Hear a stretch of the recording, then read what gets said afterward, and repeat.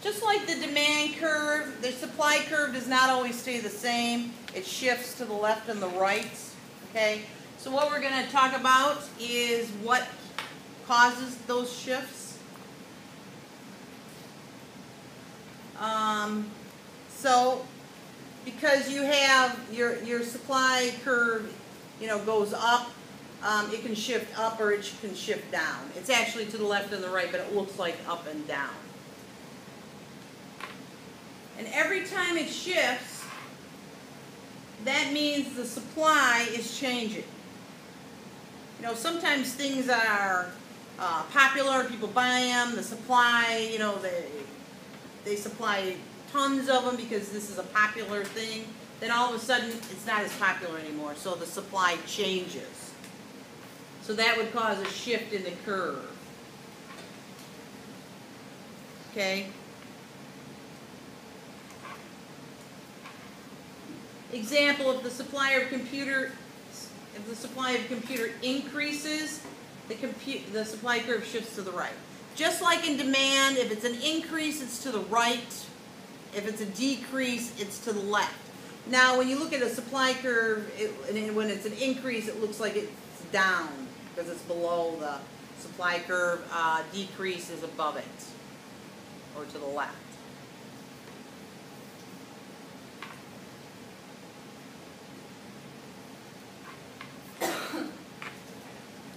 Okay, so it's the same.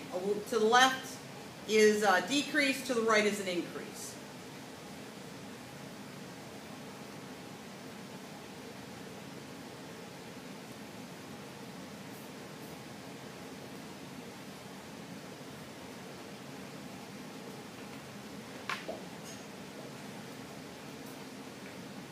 Okay, so here is just a visual of it. This is a decrease in supply. You see how this is the first supply curve, this is the second. This is an increase in supply. This is your original supply curve. This is the second one. Okay, so you have your shift to the left and shift to the right. Okay? I just wanted you to see what it looked like visually. Now, what causes these shifts? Why all of a sudden would you supply more or less of something? Well, the first factor would be change in the cost of inputs. Inputs are your factors of production, your land, your labor, your capital. If all of a sudden those things became cheaper, it would cost you less to make something and you would supply more. What's so funny? Did I make a mistake or?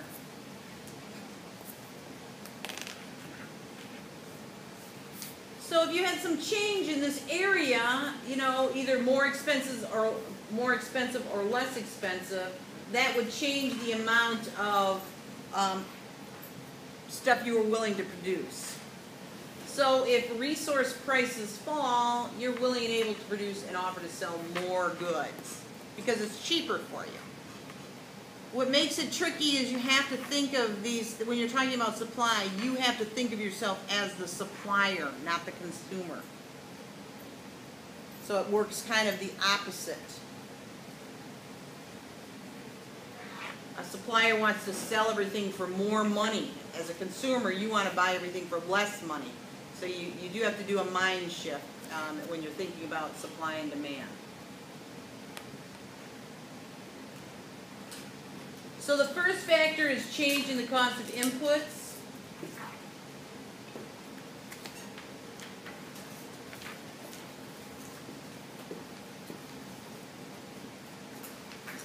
All right. The second factor is technology. I mean, if you just look at in your short lifetime, the difference in cell phones, it's just remarkable what they have done. So technology really can affect how you can create something or produce something. So, you know, you can come up with some way to do something cheaper, or to do it robotically, or technology makes, you know, something maybe that was bigger into something that's a lot smaller. And you may be able to produce more output with the same amount of resources. So you still have, you know, the same resources you were using, but you're getting more product from it.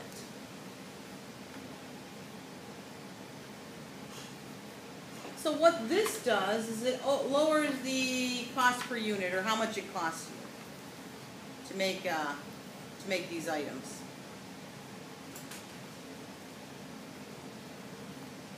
And if it's costing you less, does the producer want to make more or less? Someone?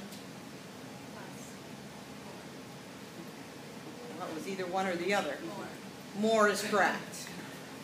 You know, you're the producer. It's costing you less to make something, you want to make more because, you know, you're going to make more money off of it. And then the curve shifts to the right because you're producing more.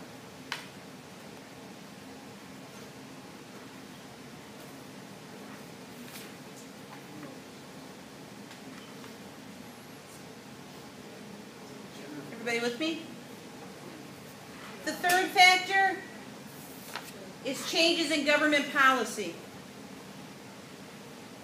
Okay, the government has a lot to do with whether companies produce more or less of a good.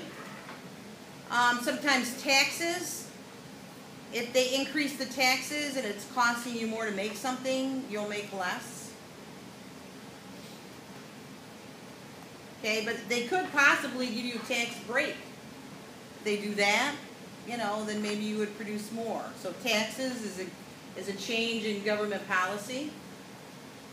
You know, usually you think of taxes as costing you more money, so you would make less, and it would shift to the left.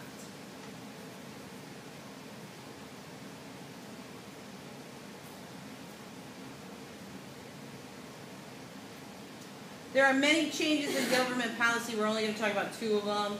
Taxes, and the other one is subsidies. How are we doing time-wise? 7.5 minutes. Okay, we should be able to get through it then.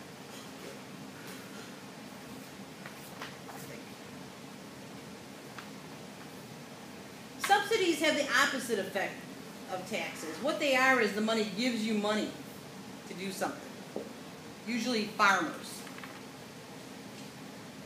So they say for every bushel of corn that you grow, we'll give you $2 above what market is. So if it's selling at $5 a bushel, we'll give you $2 more than that, so you'll be making $7 a bushel. So the incentive there is to produce as many bushels of corn as you can, because you're getting an extra $2 you wouldn't normally get. So a subsidy is money the government's giving you. Usually taxes are money it's taking away from you.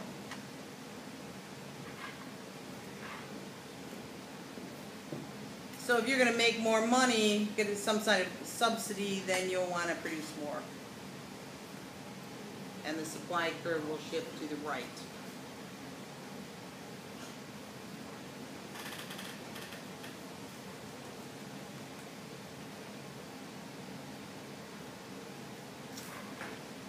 Okay. Just like in demand, number of sellers is a factor. If you have more sellers producing a particular good, the supply increases. You know, if you have one place selling pizza, you know, there's a limited number of supply. If you have 50 places selling pizza, then you have more supply. And the curve shifts to the right. I mean, it just makes sense. The more companies you have selling a product, the more product there is.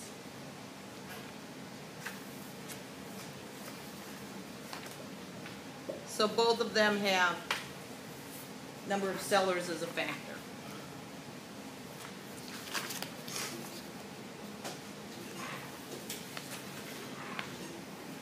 The fifth factor is future price or changes in producer expectations. Once again, like demand, you have future price. But this time you're looking at it from the producer's or the seller's standpoint. If a producer expects the price of a good to be higher in the future, like I can sell it, next month I could sell this for $500 a piece, where this month I can only sell it for $450, he might hold some of his supply back to get the extra money next month.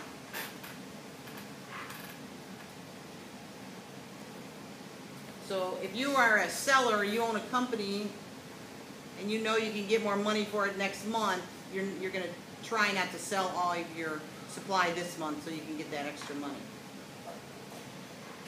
And that would shift your curve to the left, because we're always talking about what's happening right now. So next month your curve would shift to the right, but right now you're holding back, so it shifts to the left. The only thing this doesn't work with is agricultural stuff, or stuff that'll go bad.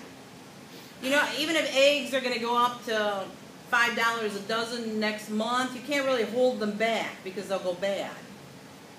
So if you are a seller of perishable goods or goods that have an expiration date, you can't really hold those items back. You have to get them out when they're fresh.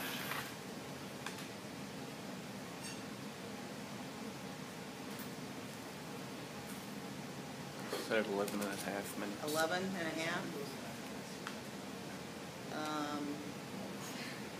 Turn it off and start a new one, would you?